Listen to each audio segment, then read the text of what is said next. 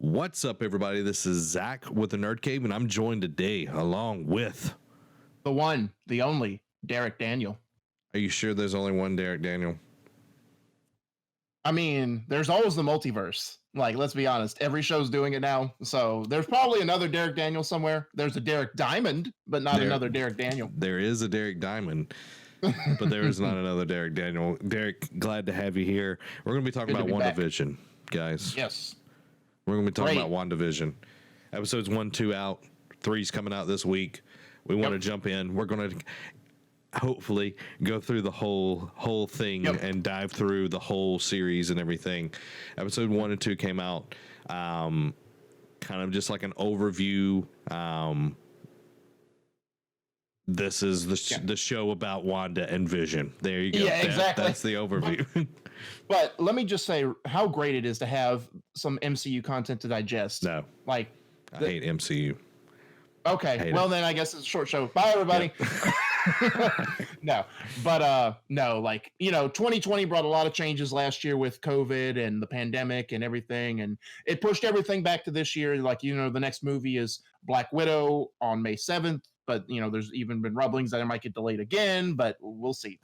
But if you want to get technical, the last MCU content we had was 18 months ago, July of 2019. So it's been a long time. So for the people They've been good months. They've been good months. Yeah. I'll say it's been a refresher until December, where they announced like when the premiere dates would be. Yeah. But I'm just messing. Like I'm very excited. Like, Disney Plus has definitely relied on The Mandalorian and all of its back catalog and everything, and them getting, Fox has definitely helped as well with everything that they've produced, all the shows that they've made. Like, all of that is available on Disney Plus. But now, like, having stuff that they've owned and people are really loving, we're getting a ton more Star Wars stuff, which I'm hyped, but we're not going to talk about that today. We're talking about WandaVision, which is in the MCU. So we're now getting a bunch of MCU stuff, like the What If. Like, I'm really stoked about that. Yep. And then, the Loki show looks amazing. Like I know I'm going to be excited for Falcon and Winter Soldier 2, but Loki's been like, so when they announced it, is like, that's the one I'm just like, all right, cool. Because Tom Hiddleston is like the Loki. Derek, I'm going to need you to calm down and be low key now. Where's the mute button on this thing? You can't mute me. I'm the one recording.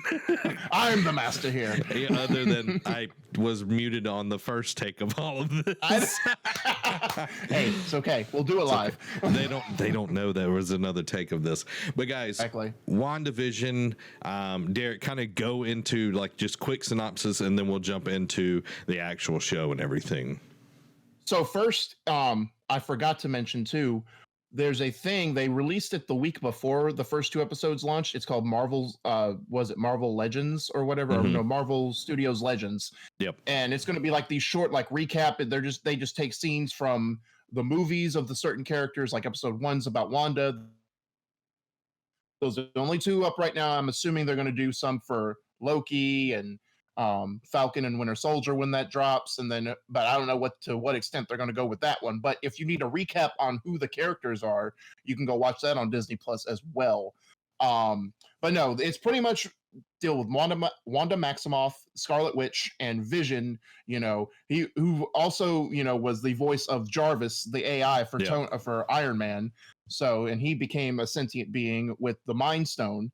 They're pretty much living together. If not getting into spoilers for Infinity War and Endgame, but there's stuff that happens in there and when you see the show, it's like, okay, how is this happening? Where is this taking place? Because technically, this is the start of Phase 4, and it's going to be all canon. It's all going to be interconnected. So it's like, if you've seen Infinity War and Endgame, you're like, all right, how does this shake out? Because some of these things are not like the others. So, but it's cool to see, each episode, like, is going to hit. Well, I know it's going to be 9 episodes in totality. So we don't know if you go every decade, it's going to be in 2030, which is where we're not. So they have to have a cutoff point at some, in some episode. But the first 2, hit the episode 1 hit the 50s, episode 2 hit the 60s for sitcoms. And, they hit different, like golden age sitcom era shows. while also having like an overarching narrative of like something else is afoot. Yeah, and like it feels like Wanda is definitely like living in a daydream, like Yes. the reruns of her life, if you will. Her white picket fence life, Yeah. And like the show is really interesting, guys. If you haven't gone check it out, definitely do. Like if you're into the MCU, you'll definitely like it. And like I grew up watching a lot of these shows. Like my mom, my grandmother love the old rerun televisions. It's just like us. Like anything that we grew up with, we enjoy watching that over and over again. But with this, like the first episode is definitely that kind of Dick Van Dyke kind of show feel, with some I Love Lucy here and there, but it definitely feels like that where, it's the working man going to the desk job and like doing the work and all of that while the wife is home, keeping the house clean, making stuff happen, and the nosy neighbor and all of that kind of stuff. Yep.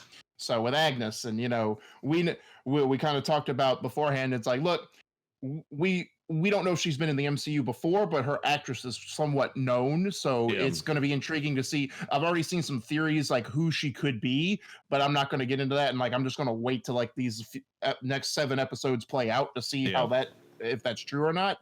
But like with the, of course, and having, it's weird, watching to get a little bit in episode 1. It's weird that, at his work, like, oh, rite of passage for whether you keep your job in total is like, oh, have a dinner party with your boss and his wife. It's like, excuse me? Like that would not fly in today's world. Like, let's be honest. No, it wouldn't. But it was a totally different time. But it's like they also have their powers. They know about their powers. Yeah. But they don't, like, it seems like they don't know what else is going on. Like they know not to show their powers or anything, but they don't know what else is going on. Yeah, like they know each other. They know they love each other. They know, Vision has this whole different visage, when he's at home versus out in the real world. They know they're supposed to keep this hush and secret, but it's like everything else, like you said at the dinner party, the boss is asking him like, oh, all these other different questions, and they're like, wait, how does this play out? And it's like, how do you know yourself, but you don't know how you ended up here? Like it doesn't add up. But you start go ahead. Like you start seeing the world break in the episode and everything. And what's cool, like very stylistic, and I love this part of it. It's like the rest of the episode is shot like a sitcom that would be shot in the 50s. And I'll let you kind of explain what you were talking about. But as soon as it starts breaking, it turns into a more of like modern cinema and everything, where it's like more close-up shots. It's not as, like old sitcoms were, more wide shots majority of the time. But once it starts breaking, we're getting like close-ups of the different actors in that scene and everything. And I was like, that's really cool. And it also makes it really creepy. But like it's very interesting to see like all the things that happen in that first episode that established the next one. But you were talking about they brought in the man, the myth, the legend, Dick Van Dyke to consult. So talk about that. Yeah, so I read an article, it was either the other day or last week, but they actually hit him up. And it's funny because Dick Van Dyke in the article had claimed to never see anything MCU related. So it's like, hey, it's Kevin Feige with Marvel Studios. It's like, I don't even know who you are. And it's like he's like, okay, cool. And then they explained to him what they were doing, and he's like, and they wanted to bring him on to consult, like how the setup should be, like how one-liners or how zingers or how jokes should be sent, like what the delivery, the timing, the whole methodology behind how old school sitcoms should be. They brought him in as like, now I don't know if it was just for episode 1 or if it was like the first 2 episodes, or like how many episodes they consulted with him, but definitely for the first episode, since it was centric around his time period, that it was great to see. That's like, hey, we want to be authentic, and that's how the MCU has sustained so much of just making cool stories, but being authentic to what they're putting on screen. Yeah, and I love that. It's like, like the commercials that are in the episode and everything. It definitely feels like a commercial that would be in that time and everything. And then like seeing, the modern twist. Yeah, the modern twist and everything. Like there's little hints and everything. We're not going to spoil anything, guys. You definitely should go check it out. So like the first episode, like it ends and then it has like a little hint of things might not be as what they seem and everything. Right. Because you see, by the way, did you ever watch that 70s show? A little bit, like when the wife comes in, like yes, yeah. Kitty. Yeah. I was like perfect. Like they couldn't have picked a better person to play the wife. Yeah, and like Amy flipped out. She's like, "Oh my god!" Like she loved that 70s show, so like it was perfect. And then the second episode, which I enjoyed even more than the first, because like I watched the Dick Van Dyke Show. It wasn't my favorite by any means, but Bewitched was also like it's what the second episode is based off of. They even rearranged the house and everything. They put the staircase. It's filmed and feels that way for Bewitched and everything. Even Wanda's hair looks more like Samantha's did in the episode. Yeah, good point. And then, you know, with Vision, he definitely felt more like Darren, which is, you know, the main character, one of the main characters and everything. I'm showing my nerdiness over here but like it felt that way, and that's awesome. And it even had like different furniture because it was like 10 years after like the first episode, you know, like it's in the 60s and everything. But like the comedic value and like the Wanda using her magic more like Samantha would in this show. Like I love those little touches. And then her, like, because Samantha and Darren would always get in these like things where it's like they're having to interact with regular people but seem normal at the same time. And like the episode was really, really good. So what did you think about the second one? No, I thought you could tell like they got into a better groove in the second episode with just like how to deliver stuff. And who knows, you know, because, you know, the 50s were definitely the 50s and 60s, you know, the more decades we cover, the more you see how different stuff is perceived, how jokes are told, you know, that kind of stuff. So you can definitely tell just from like the Elizabeth Olsen, who plays Wanda, and then Paul Bettany, who's Vision. You could definitely tell they were more like settled into like, all right, this is the formula for this. This is how we're gonna do it. They felt more comfortable in this, like, it's just cool to see them, like, because not to say that they were lesser characters, but they were always like their first like main like spotlight role on this was cool. It got them to expand their acting chops a little bit more, I felt like. Yeah, and that's great because Paul Bettany, like, he's more of a comedic actor, and really? Yeah, like you watch A Knight's Tale with Heath Ledger, like his character the whole time is pretty much drunk.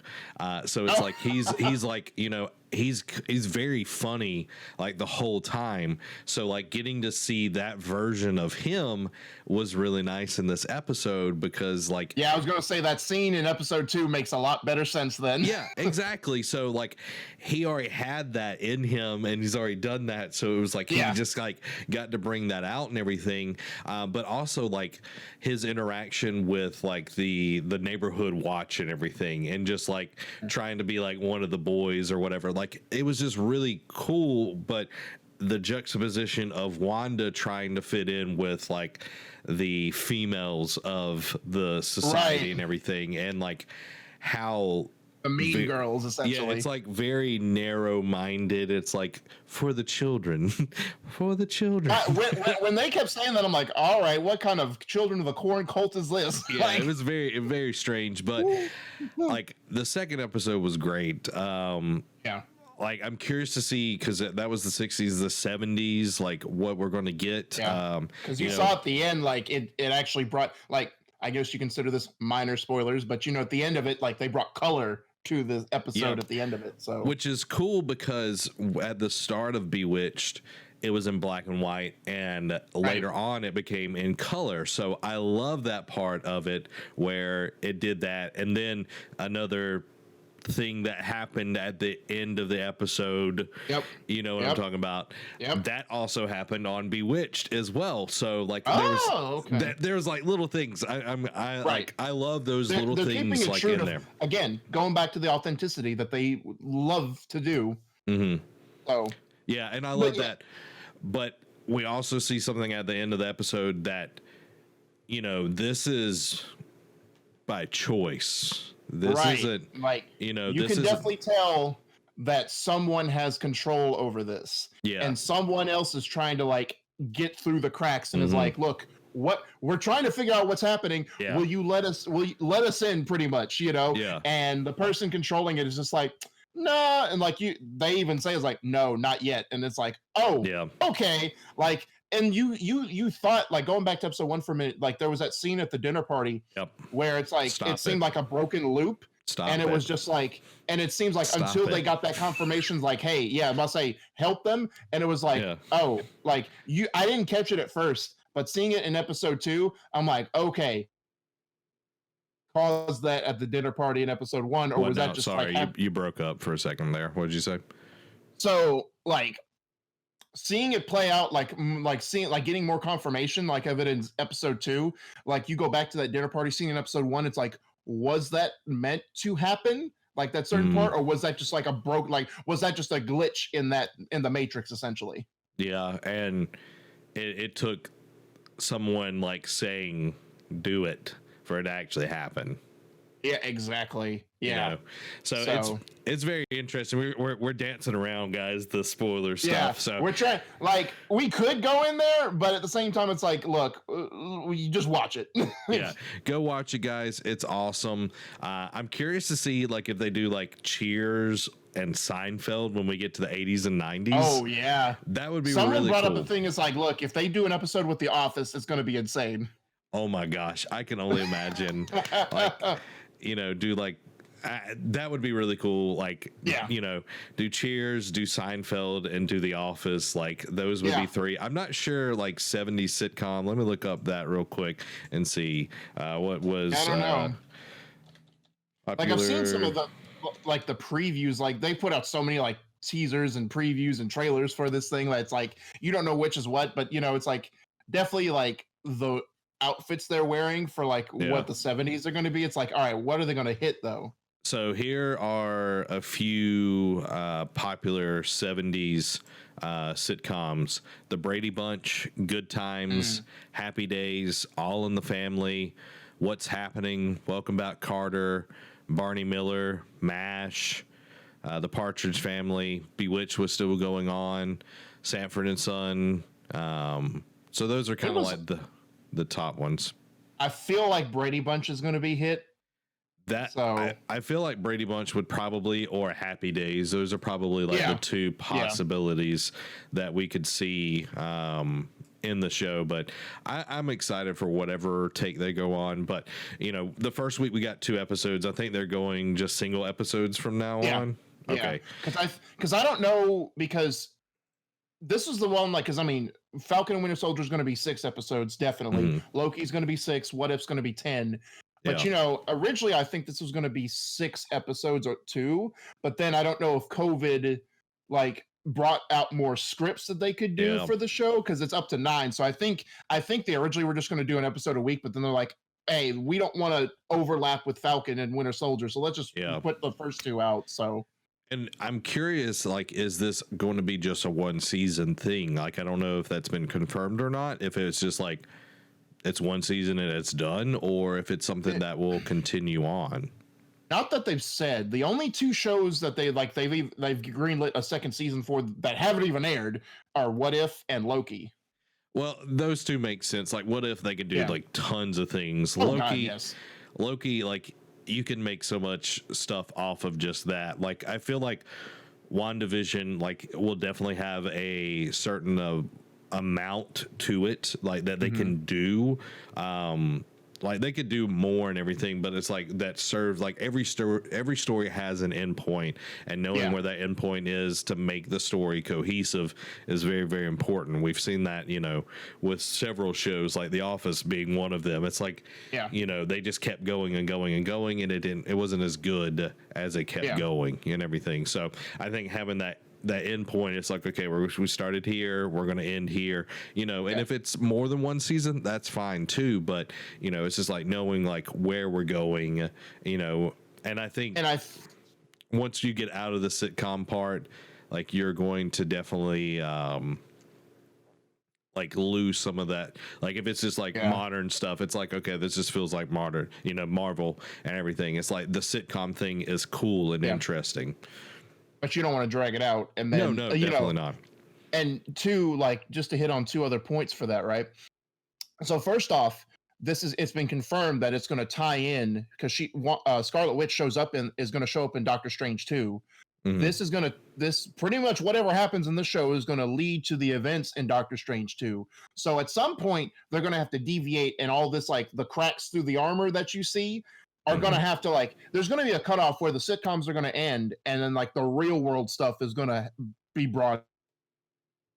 It's all going to tie out. Yeah, yeah. Like eventually, it's just going to be like, okay, and then we wrap it back into like the regular MCU stuff, and then that's what I'm thinking. Like it would be good, don't run it into the ground. Like keep it where it's like a critical darling and people love it. Yeah. That sort of deal. But yeah, any last thoughts? We'll wrap this one up, Derek. Um, Not that I can think of, and I had another point I was going to bring. Well, no, I tied it in together. I was going to be like, how's that going to, like, at some point, like, like I said, how is it going to tie into Doctor Strange 2? And then, Mm-hmm. oh, I know where I was going to go. The other thing is like, okay, I don't know if they want to confirm a second season because, Doctor Strange 2 is not going to happen until 2022. So Yeah. I think they want to see how that's all, like, because, these TV shows now are going to, like I said, are part of Phase 4. They're Yeah. characters from the movie verse, and they're going to some of them are going to tie in two upcoming movies within the next couple of years. So I think they don't want to get too far ahead of themselves, like in case they they don't want to write themselves into a corner and then like, oh, well, how are we going to do a season 2, Yeah, I think it's smart, and 2022 will be here before we know it. So like they could, finish out the season and then Yeah. Go from there. Like once, Doctor Strange is done or whatever, like they don't have to have a season every year. Like we're seeing that with like the Mandalorian and everything. It's like next year we're not going to get a Mandalorian. We're going to get Book of Boba. Book of Boba Fett. Yep. So like I think playing around with that formula, it's like you can abuse it as well. Like putting shows off and people get uninterested and everything. So I'm just curious to see where it all goes and everything. Yep. But guys, if you enjoyed this, let us know down in the comments below. Let us know what you thought about episode 1 and 2 of WandaVision, and if you haven't watched it yet and you're really intrigued by it, go watch it and then come back and let us know what you thought. And once the new episode comes out, we'll do another one if y'all want it. So there you go, guys. You gotta speak. Yeah hit that like button, hit the subscribe button, guys. This has been Zach. Derek. Y'all have a wonderful rest of the week. Bye.